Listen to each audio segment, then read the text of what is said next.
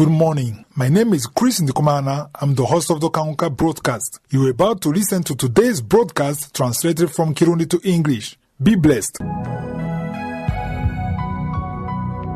Today's Tuesday, and this morning, I want to encourage anyone who's filled with fear. One of the major weapons that Satan uses to fight against us is fear.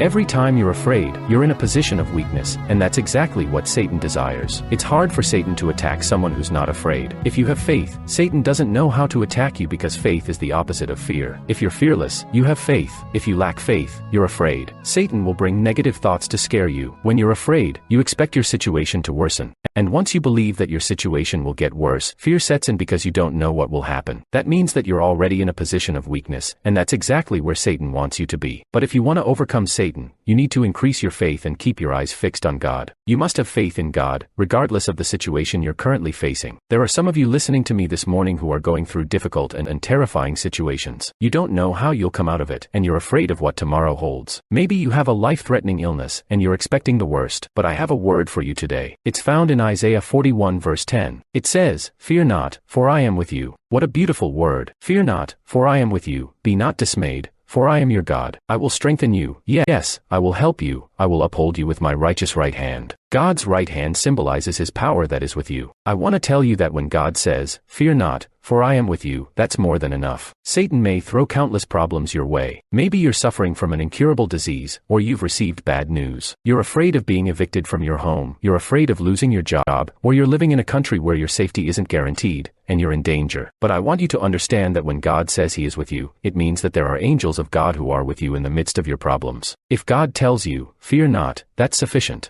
You should never be afraid when God is with you. If you're filled with fear and you feel all alone, it means that you realize that you can't handle things on your own. But since God is saying that he is with you, you need to have the assurance that no matter what you're going through, the God of heaven is by your side. If you're feeling down, if you lost all hope, if you're dwelling on thoughts of death, or you're afraid of what tomorrow holds, if you're facing a crisis in your marriage or your family, I want you to know that God is encouraging you. He's telling you that he's with you. You just need to come before him. There's a woman out there listening to me, dealing with a lot of problems in her home. Your husband frequently abandons you for several days and then he comes back. He's caught up in adultery and drunkenness, and because of his behavior, you've reached a point where you don't want to live anymore. But I urge you to go before God and invoke this verse. Remind God that he said he is with you. Say to him, "I want to see your hand at work in my life. I give you thanks because you can make a way for me where there seems to be no way." Remind God that he parted the waters of the Red Sea so that his people could pass through. God is all-powerful. There is no problem that the great I Am cannot solve. You just need to have faith and fix your eyes on him. The same God who says he is with you is the same God who created Adam and Eve. He's the God who commanded the creation of the moon and the sun. It's the same power that brought down the walls of Jericho. And he's telling you that he is with you. God hasn't changed. His power hasn't changed. It hasn't diminished one bit. You just need to believe in him. No matter how big your problem seems, it's nothing compared to God. That mountain that scares you is tiny in the eyes of God. Have faith in God. Fix your eyes on him, because he can make a way for you. Stop losing hope. Stop complaining. Stop saying that you don't know what you did to deserve this, because God sees you. There's a lady listening to me right now who's battling breast cancer. You're desperate, but I want you to know that God is healing you. I don't know where you are, but have faith in God. God is saying to you, "Fear not, for I am with you."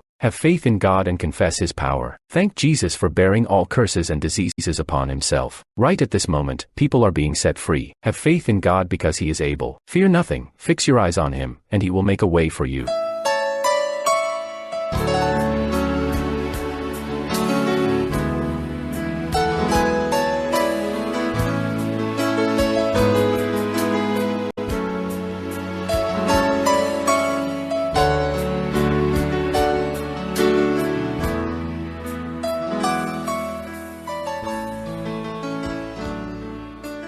We're now in the teaching portion of the broadcast, and we're going to continue our study of the book of 1 Kings. Yesterday, we were looking at chapter 9. And I had asked you to read up to chapter 16 because there are several chapters I'll go through quickly. But today, I want to continue talking about chapter 9 because I touched on a very important topic yesterday. I mentioned that God gives us beautiful promises, but they always come with conditions. It's essential for God's children to understand this. Nowadays, there's a faith doctrine going around among God's children. People will confess and lay hold of God's promises through faith. It's great to confess God's promises, but you need to know that there's always a condition that needs to be met before the fulfillment of God's promises. If you don't meet them, that condition, you can't receive what he has promised you. If you want the accomplishment of God's promises in your life, you have to fulfill certain conditions. In chapter 9, God said to Solomon, "If you walk before me as your father David walked, in integrity of heart and in uprightness, doing according to all that I have commanded you, and if you keep my statutes and my judgments, then I will establish the throne of your kingdom over Israel forever, as I promised David your father, saying, you shall not fail to have a man on the throne of Israel." This means that God's blessing will be upon Solomon if he agrees to stay on God's path. But in verse 6, God said, "But if you or your sons at all turn from following me, and do not keep my commandments and my statutes which I have set before you, but go and serve other gods and worship them,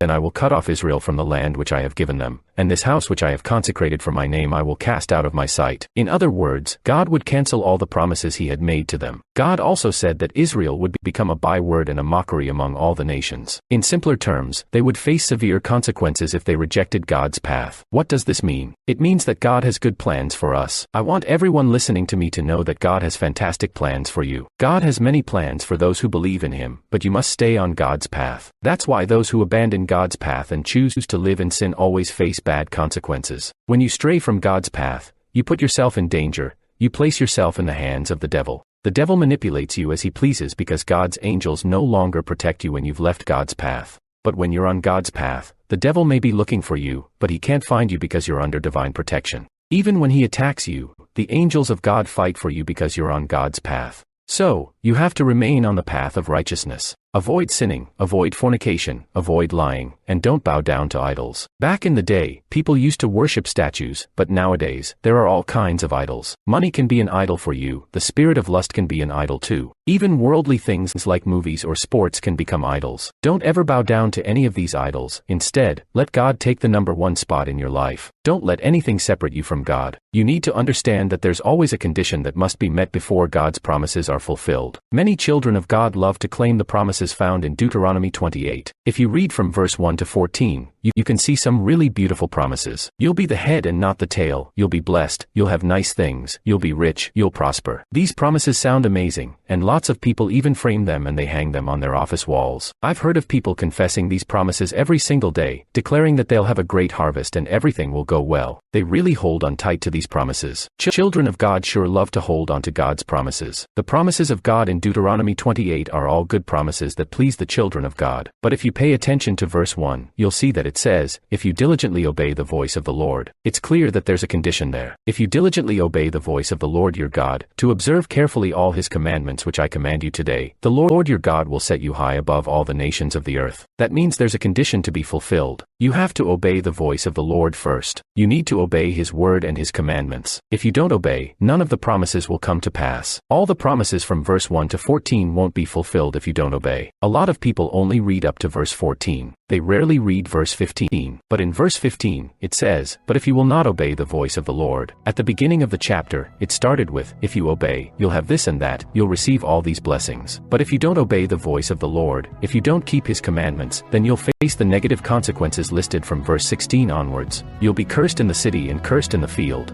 You'll be cursed when you come in and cursed when you go out. There's a whole list of curses, but it all depends on you. Obedience brings blessings, but disobedience brings curses. I'll continue this discussion tomorrow. May the Lord bless you and have a great day. If you're blessed or transformed by Kanguka teachings, you can send us a WhatsApp audio on +256781377337.